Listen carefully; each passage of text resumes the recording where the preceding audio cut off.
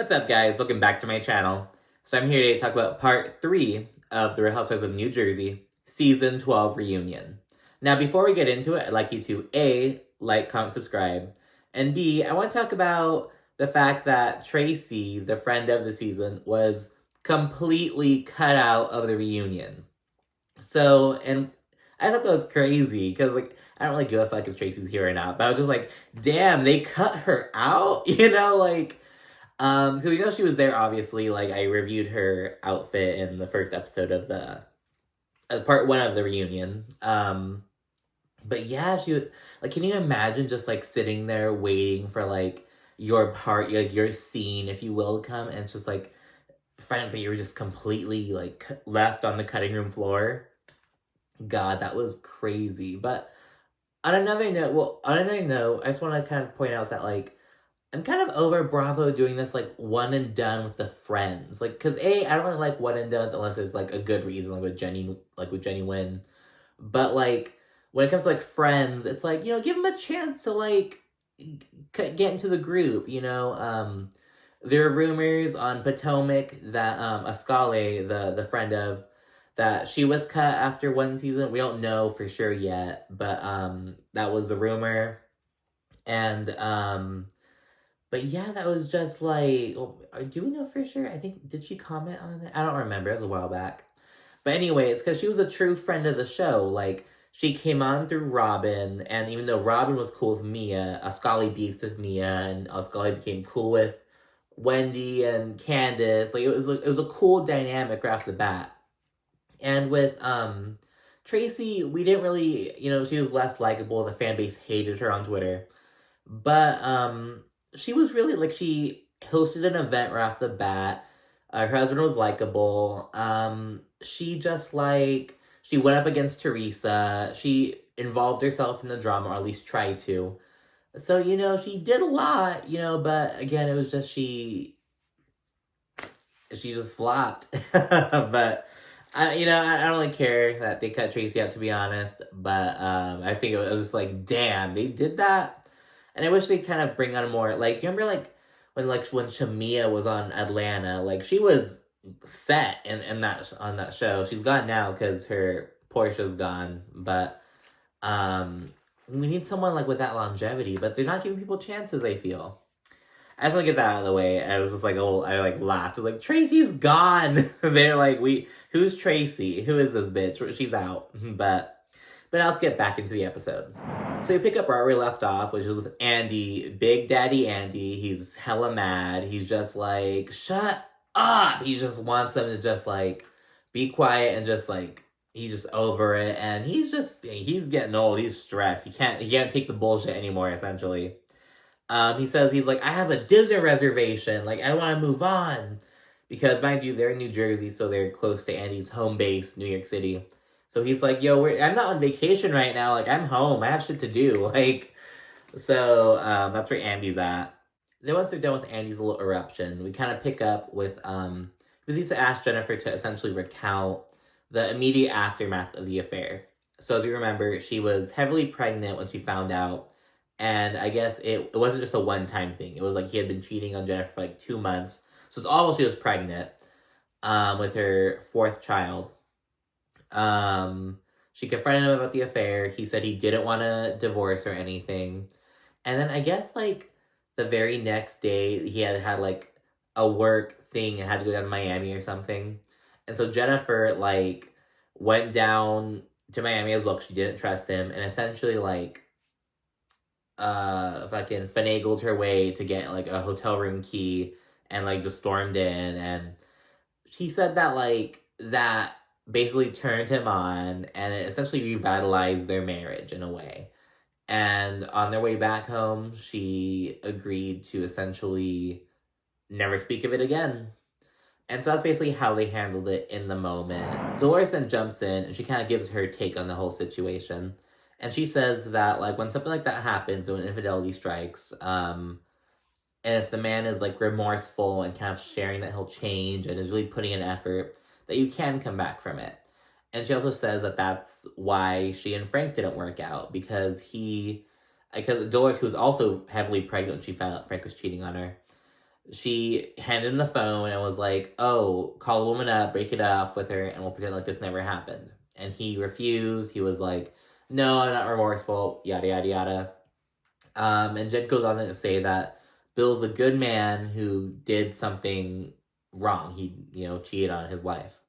And this really, this opened up a discourse, because separately from the show, like just in other shit on Twitter, I think people are really talking about that subject lately with, like, men in power, like, about how, like, they may have done all these great things in history and stuff, but they were a shitty husband.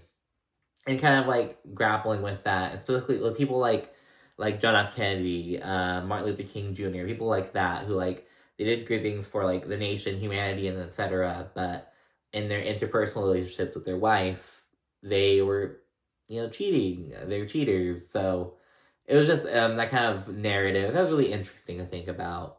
What do you guys think about that? Like, when, like, someone great doing something, like, it's just an interesting thought process, I guess.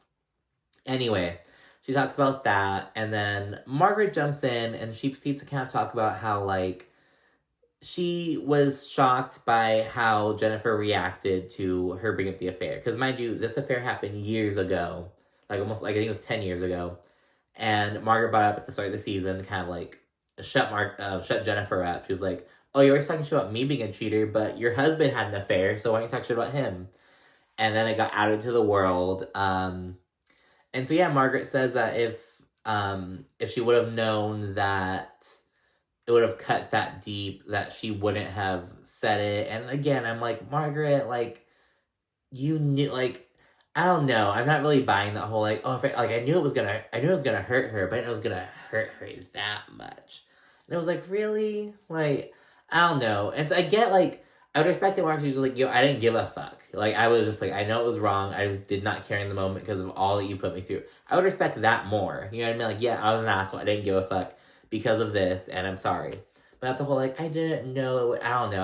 I'm not buying that from Margaret. Around the same time, Melissa speaks to kind of chime in as well, and she kind of shares that with Jen that, like, once the affair got outed, that Melissa kind of thought that Jen may have felt a little bit of relief in a sense, like, the secret's off my shoulders, Bill's being held accountable, being held to the fire, if you will. So Melissa kind of brings that, and that was kind of random, to be honest, but she brings it up, and she asked Jennifer if she felt any relief once it came up. And Jennifer said that, like, Jennifer Aydin, like, the individual, the person, felt relief, like, the wife, if you will. She felt relief because she was like, yeah, my husband, did me wrong, and now he's, everyone knows it. Everyone knows that he did wrong. But Jennifer Aydin, the mother of that man's children, she's like, oh my god, like, so she's kind of sharing that kind of ambivalence for a subject, I guess, which I appreciated. Jennifer also shares that she isn't mad at Margaret anymore, and she also kind of acknowledges how, like, she and Marge, their families, they have similar backgrounds, like, Jennifer is from a family who immigrated from Turkey, Margaret's family immigrated from Hungary, and so they're kind of just reflecting on that, and this leads Margaret into kind of talking about how her mother is basically reacting to the news of what's going on with Russia and Ukraine, and Marge gets really emotional because essentially Marge Sr., her mother, she kind of has, like, getting kind of PTSD, like, oh my gosh, the same thing's happening, like, the same circumstances going down, the Russians are coming in, screwing, like, and she please talk about how, like, Marge Sr., her family ripped apart from the war, they had to leave, like, her brother, who was, like, much older than her, behind because his wife didn't want to leave, and just this whole thing, and Margaret gets very emotional. So yeah, it was a really emotional scene. Teresa passes Margaret some tissues and stuff, and so that was a nice little moment, I guess. But then the husbands come in. So like a little noteworthy updates, I guess. Frank Catania, he takes pride in being a piece of shit father, and never changing a diaper, because he talks about how, like, oh yeah, it was my first time. I looked at my kids for the first time, and it was like, you've never, like, I thought that was really weird. Like, my parents split up when I was, like, 5, and, like, I was with my dad on weekends, and later on it was more of, like, a 50-50 kind of deal, and it was like, I was like I lived with my dad still. You know what I mean? And my mom. It was weird. I was like, really? Because they were always in the same area. It turns out, like it wasn't like he was like divorced, like in the military, or had some like oil rig job. Like it wasn't something weird like that. So I don't know. But Frank's like taking pride in that. I was like, okay, do you, Frankie Catania, you had quite an adventure this season, moving in with your kids. You had never lived with Frankie and Gabby, right? This is the first time. So living with your adult kids is probably more fun than living with babies who need diapers changed, right? Yes, Andy. Honestly, I remember the days when we changed the diapers. Are you waking up during the night? Did he ever do that, Dolores? No. Yeah, okay. I did think about it, though. His own diaper. It's wild. Joe Benigno shares he had like cosmetic surgery to like undo his like under eyelids or whatever. I don't really pay attention to Joe Benigno that much, to be honest. I don't really care. He's just there. I don't dislike him. I'm like, okay, you know. Louis comes on, starts playing his little violin, says that he felt judged immediately. Nothing super noteworthy, you know. And with 3-part reunions, a lot of people say that like part 2 is where it's like it starts good, then it gets kind of slow in the middle, then it ends on a good note, on an interesting note at least. I feel like it's kind of different with this one. Parts 1 and 2 had more going on, I feel, but with part 3 it was kind of like, meh. It was like a lot of regurgitation, which we'll talk about later on. Like I felt like when it came to like Evan and like Bill specifically, them, they didn't really like. They basically talked about the same shit that their wives already talked about. You know what I mean? So it was like, they just kind of regurgitated. Whatever.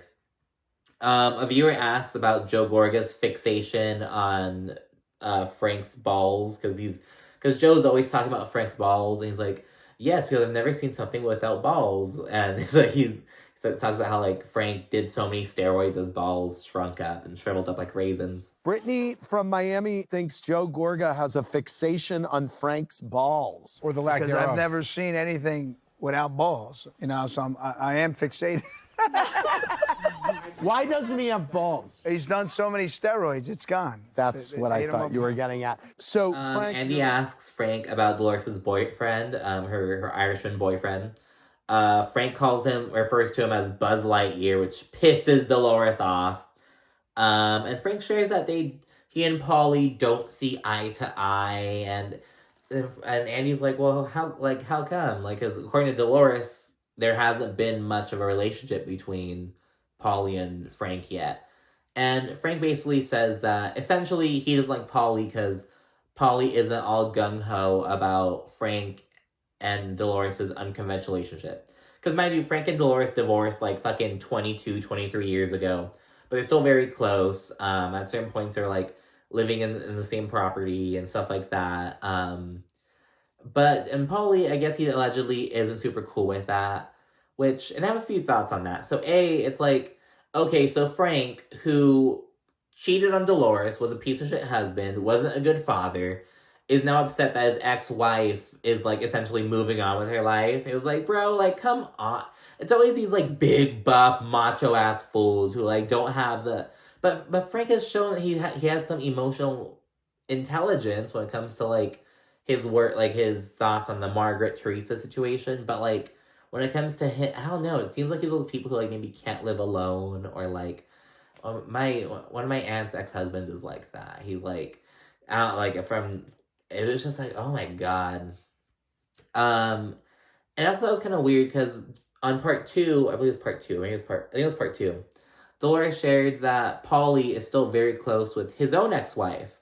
And it's like, well, how is Paulie and his ex-wife's relationship different from Dolores and Frank's relationship? Now, we don't know shit about Paulie and his ex-wife, but it's like, if they're so close, how are they, you know what I mean? So, and of course, that was strange that, like, because Dolores has shown that she's cool with being close to Frank. She embraces their odd relationship, but she didn't seem bothered that this new man in her life is against it. You know, you would think that Dolores, just knowing her personality, you'd think that she'd be like, oh, like, I'm not like, well, this is who I am, this is who we are, take it or leave it.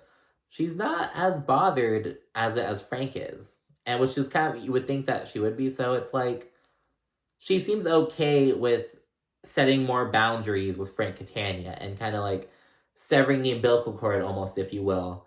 And Frank doesn't like that. It's like, well, bro, if you weren't such a piece of shit husband, like, in the first place, or if you had, like, and I don't think he ever remarried or anything, so I think he's probably like a piece of shit partner in general. Maybe, like, it's, I don't know. I just thought it was really weird. He was just so pouty. It's like, leave Dolores alone. And he did end by saying, Dolores seems happy, it's all I want. And it's like, well, then why are you sitting here talking shit, throwing a fit? And I don't know. So that was really strange, the whole thing with that. So I found it to be pretty noteworthy. Then we talk about Louis. He gives kind of a weird, convoluted explanation for the very first controversy, the beach video where he looked like where he was crying on a beach surrounded by other men who appeared to be naked and yada yada yada. Again, he said it was some like emotional relationship camp for men and bad relationships, some bullshit like that. Margaret says she wanted to help Louis with what she was doing. She wanted to help him flip public opinion, essentially. And I just, with how, at the very least, Margaret would have to chalk it up to editing, at least, because it seemed as though she was just harping, like she was making it her storyline, essentially. The Louis drama was Margaret's storyline. Because aside from that, again, like, let's pick away from, like, what was going on with Margaret. So, she started going with her mother. And essentially it was about her mother, like, moving to New York City, or getting a job in New York City and moving a little bit away from her. And then it was all the stuff with Louis, resulting drama with Teresa, resulting fat shame. It was all that. It all related to Margaret hounding on the Louis stuff.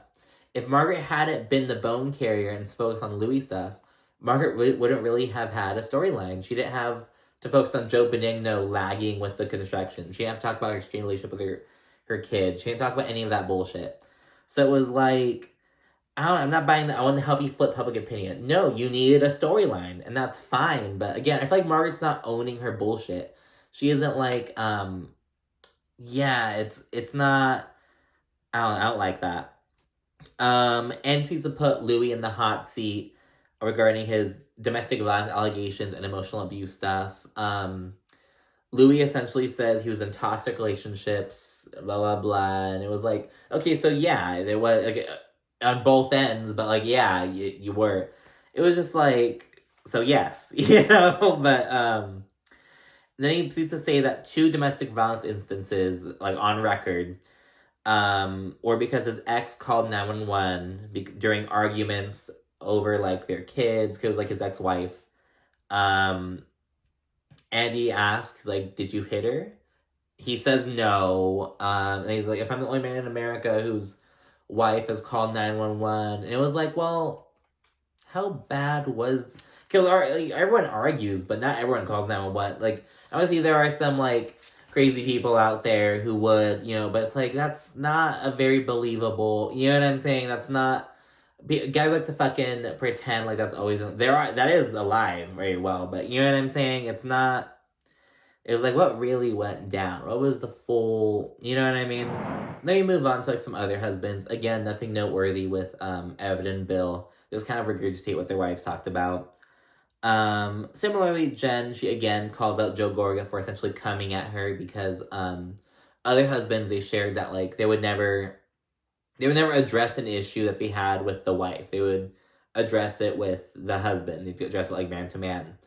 And so Jennifer kind of throws Joe Gorga under the bus. And then Melissa chimes in. She's like, oh, like, you antagonized. You were asking for it, honey. And it was like, Melissa, like, that... I don't know, it's that attitude of that whole, like...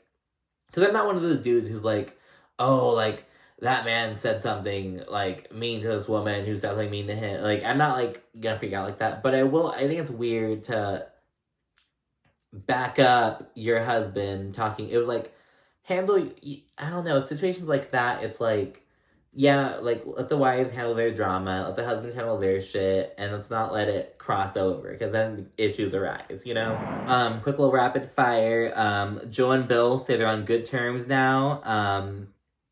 They touch on the Evan, Frank, Jennifer bullshit, just like the whole Jennifer digging into if Evan cheated on Jackie, and looking to Frank to get info. Just that whole it was like a storyline for like 2 seconds at the beginning of the season. They brought it up at the reunion, and I was like, I don't care about this anymore. You know what I mean? It was like, this is old, stale shit, but whatever. Then a little bit later, after some little banter, Louis shares that he got let go from his company over the bullshit. And I believe it's, Andy pointed out that's Louis' company, like it's a company Louis started. But people told him, like, hey, you have to step down. There's too much bullshit in the public eye now. So Louis had to step down, but he doesn't want any drama. He just wants to move forward peacefully. And I was like, what about all that shit you were talking in the fucking finale about oh, you'll never have to work a day in your life, Teresa. I have so much, like, and but what Teresa said about Louis allegedly having more than her. I was like, well, not now. But yeah, and Teresa, she's really upset that, like, he lost his job. She's like, oh, it's because of Margaret. It's because of that bitch Margaret. That's why you lost your job. And Margaret's like, I didn't. So that's what Teresa's on, even though Louis shares that he's like, oh yeah, I don't blame Margaret at all for what happened. And then as everyone's going back and forth, specifically Margaret and Teresa, over whether Margaret was responsible for, like, Louis losing his job, Andy loses his shit again. He, like, yells for him all to shut up. But it wasn't like, oh, like, shut up. It was like, shut up! Like, he was mad as hell. You blame her for this? Yes. I didn't do it. Teresa, let me tell you something. Hold on. That Can I ask a question? That is so sick. Now I'm responsible for this. Hold on. Louis, do you blame her for this? Hold on. I cannot stand her. Hold on. Louis, do you blame? Hold I never want to see her front again. Shut up! Where after Andy loses his shit, the guys leave, and as Louis is walking away, he essentially asks Teresa to calm her shit. He's like, hey, calm down. If you love me, calm down. You're making a mistake by how you're acting.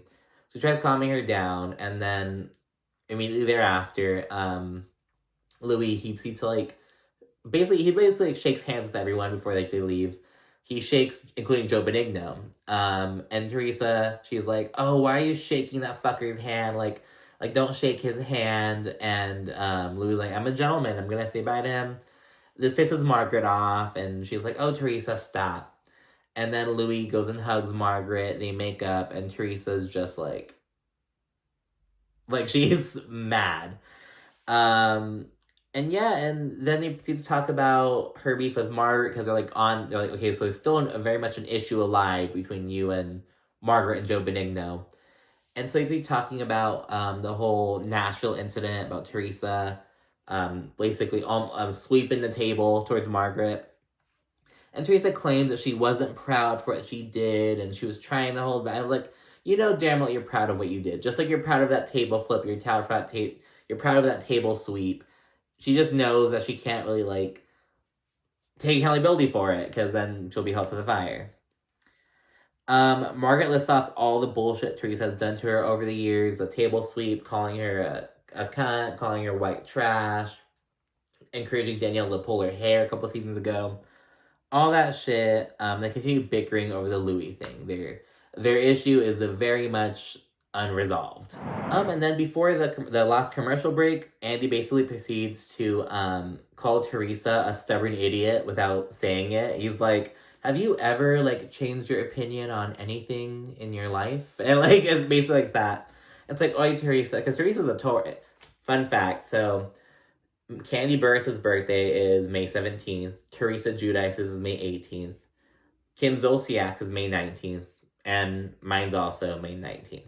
So, like, damn, like, I couldn't have shared my birthday with Candy or even Teresa. I would have settled for that. It's like, I got Kim, but Taurus energy, big Taurus energy from Teresa, and not in a good way. And I'm a Taurus myself. She probably has some Leo up in her too. She probably has like a Leo moon or a Leo rising or something. Then for the final little section, Andy, he apologizes for yelling at them several times.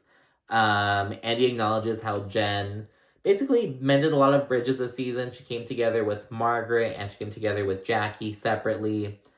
So he thought that was cool. Then he asked the women to kind of share some little reflections they've had from the season. Some noteworthy ones. Jackie said that the show saved her life. It was really poignant. And it just goes back to, like, I can't believe they demoted her friend of, but it has to do with the fact that she connected the show to having a negative impact on her eating disorder.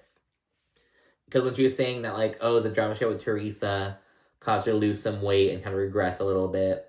So it's like, she's starting to make progress, though, but I don't know. So I get it. I think they're doing I think Bravo's doing to cover their ass, to be honest. Anyway, moving on. Melissa for her little reflection, she's like, I'm just glad that Antonia has recovered and she's back to where she is. I'm like, bitch, because you have no other storyline. I was like, Melissa, get the fuck off my screen. I was like, I'm just over the, like, ugh. Now she has because through the reunion, obviously she's had some beef with Teresa kind of play out, and she now has revitalized beef with her, I guess. But it's like, yeah, because if you, like, on Beverly Hills, in episode 1, Kyle talked about how she was kind of going through a similar situation with Portia, her daughter, and about how, like, Portia really came out of her shell now, and she's back to normal. It was, like, a 2-minute segment where Kyle talked about it. Then she moved on to getting other storylines, other beef, and it's like, Melissa made this her whole story, Antonia's I'm waiting for Antonia's little tell-all book, honestly, but, oh my god, I was like, that's your, like, I don't know. Like, that's what you have, girl, you have no storyline, god. Then there's the end of season champagne toast. Melissa says that Andy's dying for a shot, and I was like, he's dying for something, he's done with you bitches. And when they're drinking, Jackie downs her drink. She's like the first person to finish her drink. And everyone's all amazed, and Jackie says, well, it's because I'm eating now, so I'm able to actually, like, drink. So that's a cool little ending note, and that is it for the season of New Jersey. It was quite a journey, especially towards the last couple episodes of the season. It was like, oof, a little rough there. But we did it. We're ready for season 13 and get some new blood on the season, right? So stay tuned for other episodes on Beverly Hills, Atlanta, and eventually Dubai. And I'll see you guys then. Bye.